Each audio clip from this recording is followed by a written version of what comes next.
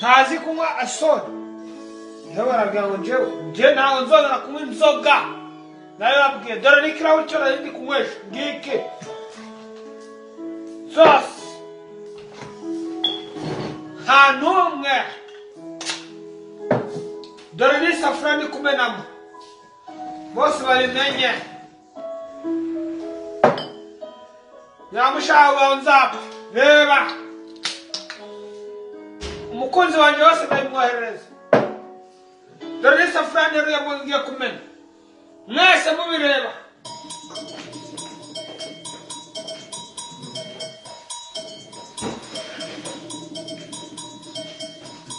ndaje gusuka izindi ngizi zindi yose ngo ni inzoga w'abantuye zose ndamena reba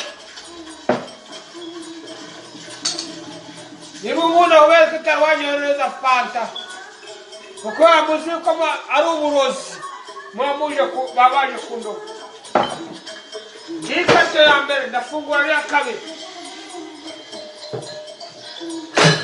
ko ntabazanye fanta kugira ngo mpfe gusa iyi ni Stella ndazimena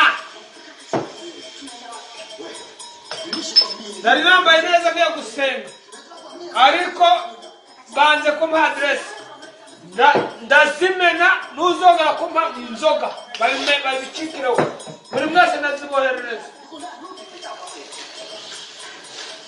ndabahamagara ngo bazatware ba nyirazo bakanga ndazimena maze iminsi babwira ngo njye sinshaka inzoga nta wundi ushobora gufungura ni mu ba mbere ntabwo niba umubare mubakora mu cyungu namwe murabizi ariko mwanze ndazimena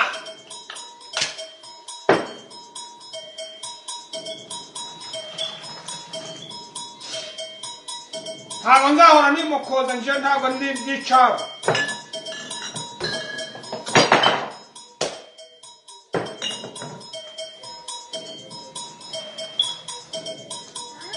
kuri cyugu cya kabiri ndakirangije nta muntu nje ko ntawe yanyohereza foto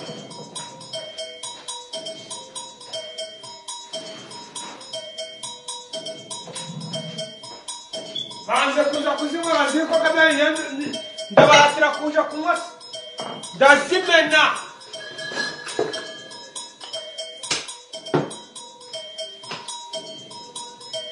narabwiye yuko ntabwo nje ndashaka inzoga nta muntu utabizi muri Arizona jya kunyangiriza ubuzima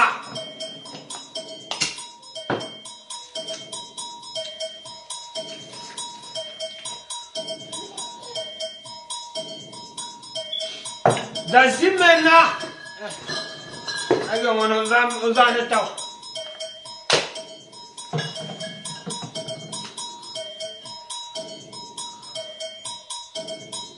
nyangiriza ubuzima gusa nta n'umwe kuko intare wanura amazi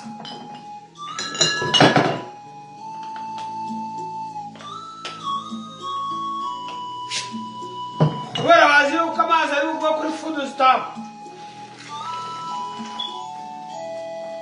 genda zimena n'iyi foto nayohereza mama na data uwo twakundanaga kubera inzoga azandeke nzabaho maisha mabi nimbona ubuzima bunaniye nziyahura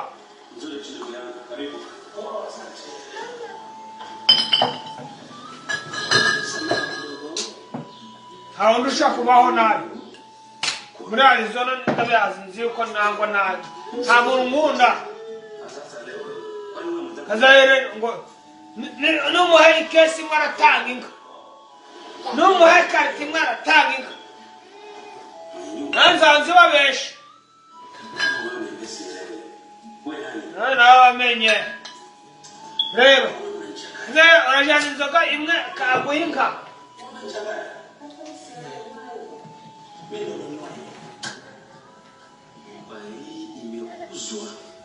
ntuze nzayikubesha kandi ntabwo uzayindyaza hari ideni ngurimo reba cyungu cya gatatu Kwa kile swala la mimi kwangu ni jipya kabisa, sielewi.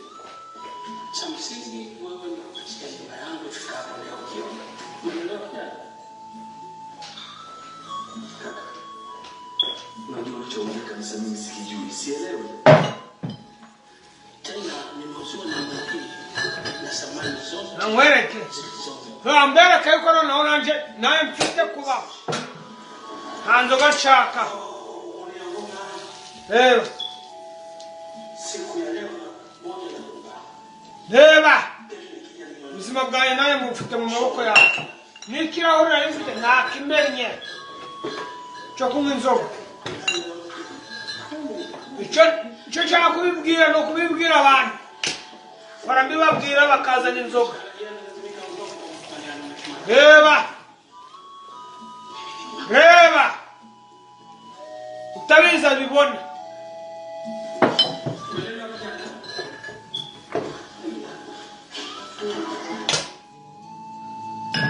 Nta mwanya mfite wo kuza mpogoza abantu. Niba ari nje baba barira nje nangwa rukunyirwa mu muriro. Ukantura inzoga z'agashungo gusa kugira ngo nsinde. Nawe ndakubita. Ukunzanira ikirahure kanakubwira ngo ntabwo ndi bumwe.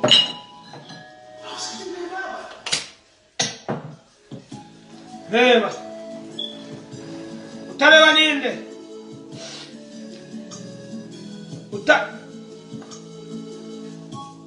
Wintura inzoga.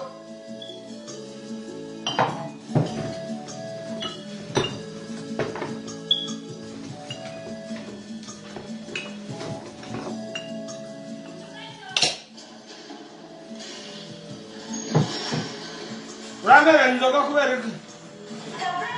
Mbere inzoga kugira ngo nkunatsinde noneho kazera mintu. Nabonye DY kubera naringiye kurengera ubuzima bw'abana b'abantu. Ndagenda mu gusura inyuma nawe nishi imodoka. Ntabwo rero nje ibyo niyo wabinzanaho. Nta nzoga nshaka mu rugo rwanje. Ndongera bisubiyemo. Utazi kureba abibone. Utazi kuvuga avugishwa.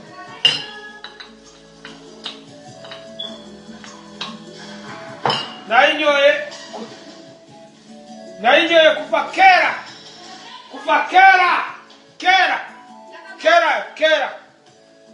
kera natangiye nabagakorera ba mupenzi wote bavuka.